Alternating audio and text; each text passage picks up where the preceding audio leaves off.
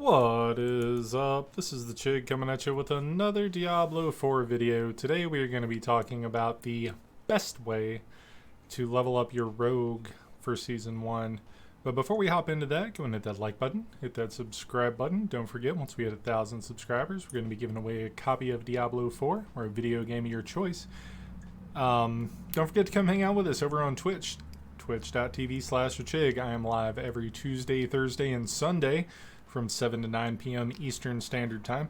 Anyway, let's hop right into it. So the build I'm going to be going over with you guys today is going to be the Twisting Blades build, which I have put a lot of time and effort into playing, and it is a lot of fun. I've changed it up just a little bit from what I have seen on the guides and things online, and the only thing I've really changed is instead of going for the ability to have the orbs around me that decrease my damage taken on occasion, I'm just going a little more offensive and using the poison imbuement, so I can just put a little more damage on the elites and stuff and dunk on them a little faster. As you can see, we are just decimating everything. You probably don't need the imbuments, but they're fun to play with, so we just bang, bang, bang, bang. You can also tell we're kind of squishy, so you have to position yourself properly. You got to do all of that stuff. It's a lot of fun. It's really easy to play, and by really easy to play, I mean really easy to pick up. It's really hard to learn to play it properly, but once you do, you get the hang of it. You get the hang of the positioning, and you start to decimate everything. You don't need a lot of aspects. We're going to go over that in just a moment, but I'm just going to kill a couple more elites for you here and show you how strong the build is, and continue just deleting everything. As you can see, it is really good, really fun, really fast, really just fluid to play. Look at that, bang, got him. Alright, so that is just as good of a place of any to hang out and pull up the other stuff. Alright, so first things first, I am going to show you guys the talents, because the talents are very important here. So firstly, we are going to start out with getting puncture. So throws blades a short distance. Every third cast slows enemies for 2 seconds. Critical strike's always slow, so no brainer, it's going to slow for us. 2 energy when puncture damages a crowd control enemy, slows a crowd control, so we'll be getting that. So we're going to put 1 point in each of those, and then we're also going to grab fundamental puncture. It's because this is a really easy way to get vulnerability. So go ahead and grab Twisting Blades before you grab Fundamental Puncture. Twisting Blades is going to be our main DPS, but we already got it unlocked after 2 points. Impale an enemy with your blades, dealing % weapon damage and making them take increased damage from you while impaled. After a couple of seconds, they return to you, piercing enemies and dealing % weapon damage, which is awesome. We're going to grab Enhanced Twisting Blades. Twisting Blades deals 30% increased damage when returning, which is awesome because you're going to stab them, run away. It is incredible. And then we're going to grab Advanced Twisting Blades, which is going to make it where your cooldowns are reduced by 1/10 of a second per enemy they pass through, up to 2 seconds. So we're going to grab that, and we're going to pop back up, and we're going to grab Fundamental Puncture. Now it throws 3 blades in a spread, dealing base damage. Hitting an enemy with at least 2 blades at once makes them vulnerable, so we're going to use that for vulnerability. That's going to unlock our next step down here, which we are going to want to grab Shadow Step, because this is our only form of unstoppable. So anytime we get CC'd, we want to be able to Shadow Step out of it to be able to get out of danger. And we're going to put 1 point into Dash after that. Just dashes through enemies, deals a little bit of damage, but the damage isn't something we're worried about. And then we're going to pop back up here, and we're going to grab Enhanced Shadow Step. It's going to increase our critical strike damage against the enemy that we Shadow Step to by 8% for 3 seconds. And then we're going to grab Methodical Shadow Step, which is going to stun them for 2 seconds after we Shadow Step to them. Going to pop back up. We're going to put 1 more point into Twisting Blades. And then we're going to come down here. We're going to grab Poison Trap. Poison Trap is my favorite. I love this ability. A lot of the builds online want you to get Dark Shroud. I don't think we get Dark Shroud anymore. I think Dark Shroud's good when you don't have any altars, but since we have the altars, we're just skipping Dark Shroud entirely.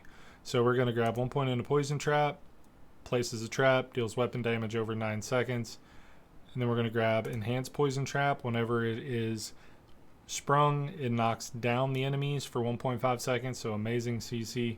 And then we are also going to grab Countering Poison Trap. Poison Trap has a 30% chance to reset your imbuement skill cooldowns, which we're going to grab in 2 more levels. So we're going to pop back up here.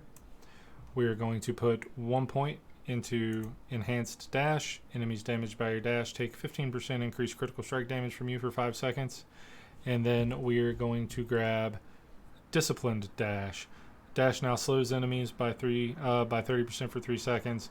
If an enemy is already slowed, they will become dazed. And then we're going to pop down here, and now you get a choice. I like Poison Imbuement for elites, but for current leveling methods, we're going to use Shadow Imbuement because we're going to be doing a lot of AoE to baby mobs. So imbue your weapon with Festering Shadows. Your next 2 imbued skills deal shadow damage and infect enemies for 6 seconds. Infected enemies explode on death, dealing weapon damage to all surrounding enemies. If the infection expires before the enemy dies, it will deal weapon damage to that enemy only.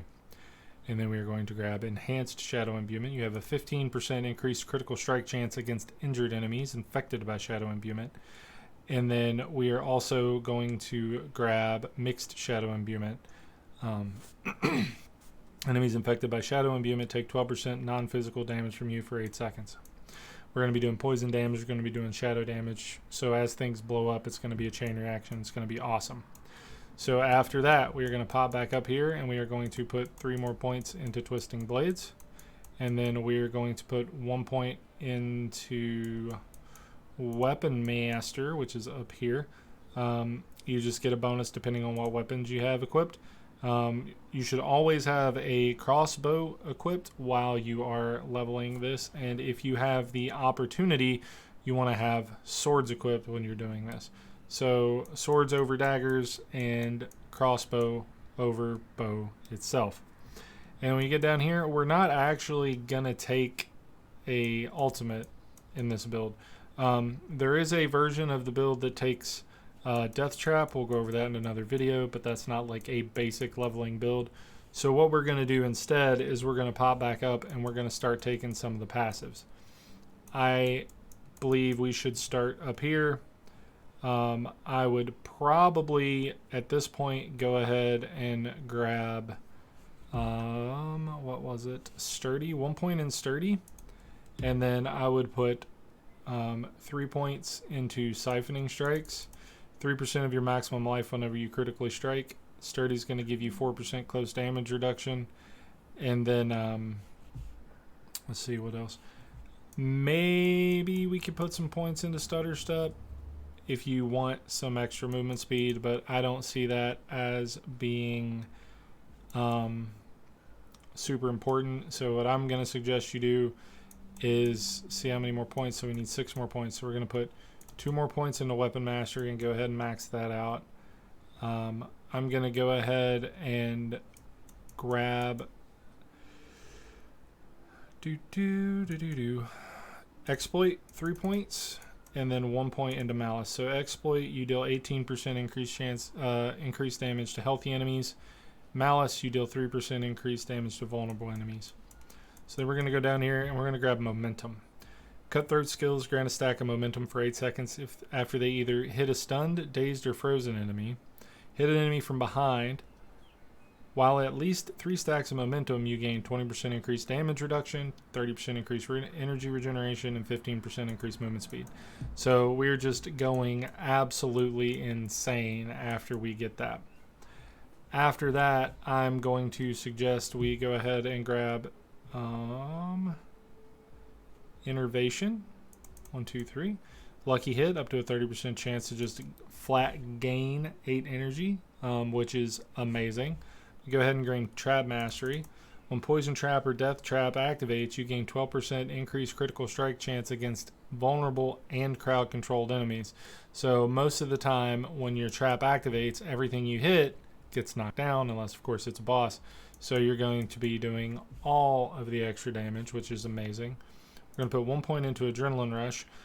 While moving, you gain 5% increased energy regeneration. That's not why we're putting 1 point into it. We're putting 1 point into it so we can put 3 points into Haste. While at or above 50% maximum energy, gain 15% increased movement speed. While below 50% maximum energy, gain 15% increased attack speed. So that is just amazing all the way around. So let's pop back up and see what we can grab points in up here. We're going to go ahead and put 3 points in Concussive. Whenever you knock back or knock down an enemy, you gain 12% increased critical strike chance for 3 seconds, which is just amazing because we're going to be bonking stuff all the time. Let's see, what else do I think we need to grab?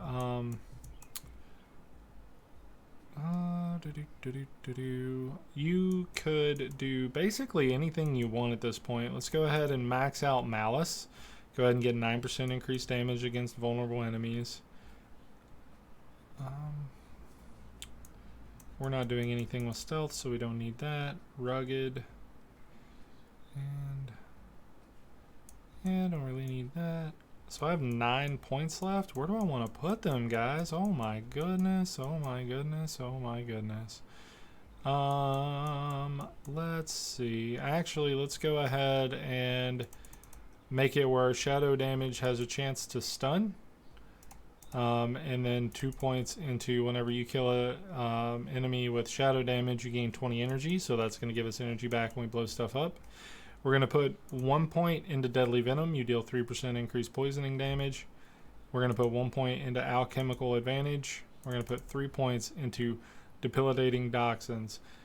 It's just going to make enemies deal 15% less damage when they're poisoned. And since we're always going to be poisoning with Poison Trap, that's going to come in handy. Let's see. We got 1 more point to spend. Let's put it where...